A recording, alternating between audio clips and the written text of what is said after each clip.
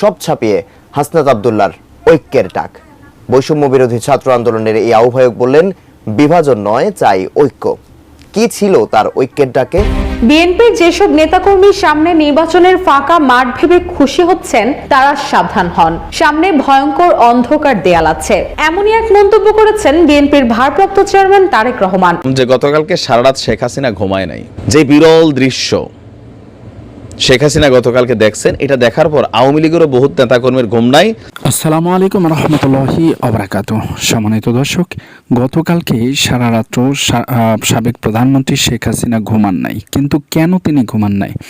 কি এমন কারণ ছিল যে কারণে সাবেক প্রধানমন্ত্রী সারা রাত্রি ঘুমাতে পারেননি? হঠাৎ কি এমন ঘটেছে দেশের ভিতরে কিংবা ভারতে? শুধু তাই নয়, বর্তমানে বিএনপির চেয়ারম্যান যিনি, তার ভারপ্রাপ্ত চেয়ারম্যান তারেক রহমান, হঠাৎ করে তারেক রহমানই বা এমন মন্তব্য কেন করলেন? তিনি বলছেন, আগামী নির্বাচনে বিএনপির জন্য ফাঁকা মাঠ থাকবে না। যারা মনে করছে তারা খুবই ভুল করছে। আগামী নির্বাচন হবে ভয়ঙ্কর এবং কঠিনতম। এজন্য সকল নেতাকর্মীদেরকে জনসাধারণের কাছে পৌঁছানোর জন্য নির্দেশ দিয়েছেন তারেক রহমান। কিন্তু কেন এমন নির্দেশনা? একদিকে শেখ হাসিনার সারা রাত্রিতে ঘুম নেই, অন্যদিকে তারেক রহমানের এই মেসেজ যেন চতুর্দিকে ভয়ঙ্কর কিছু দৃশ্যপট তুলে ধরার চেষ্টা করছেন। এরই মধ্যে হাসনাত আব্দুল্লাহ, যিনি সমন্বয়কদের আহ্বায়ক, হাসনাত আব্দুল্লাহ সকলকে ঐক্যের ডাক দিয়েছেন। কিন্তু কেন?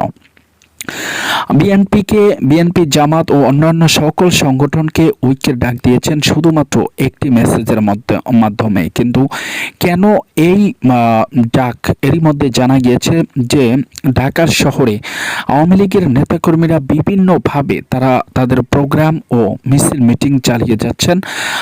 কখনো কখনো শ্রমিকদের লেবাসে, কখনো কখনো বিভিন্ন দাবি আদায়ের অজুহাতে সাধারণ জনগণকে একত্রিত করার চেষ্টায় লিপ্ত রয়েছে আওয়ামী লীগ।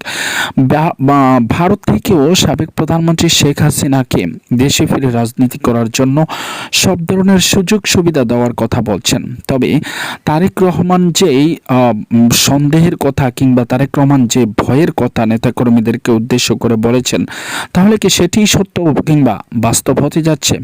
হ্যাঁ দর্শক, সেটা নিয়ে রয়েছে আজকের আমাদের এই ভিডিওটি।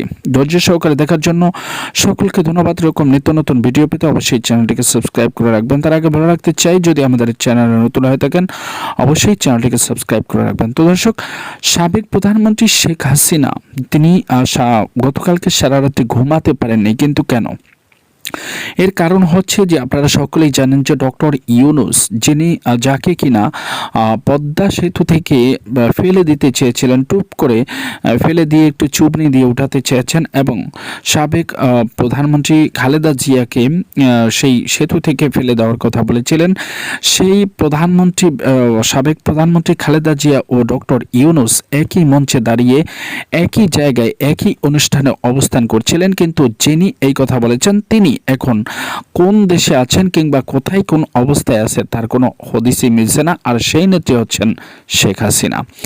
এখন কথা হচ্ছে, যেই ডক্টর ইউনূস ও খালেদা জিয়াকে নিয়ে সাবেক প্রধানমন্ত্রী শেখ হাসিনার এমন কড়া মন্তব্য ছিল, সেই তারা দুজনেই তো এখনো পর্যন্ত বাংলাদেশে বহাল তবিয়তে রয়েছেন। কিন্তু সাবেক প্রধানমন্ত্রী শেখ হাসিনা এখন দেশ ছেড়ে পালিয়ে বিভিন্ন সময় শুধুমাত্র মোবাইলের ভয়েসের মাধ্যমে কিছু কিছু মেসেজ দিয়ে যাচ্ছেন। এছাড়া কারোর সাথে কোনো নেতাকর্মীদের সাথেও যোগাযোগ করা তার কোনোভাবেই সম্ভব হচ্ছে না বাংলাদেশে।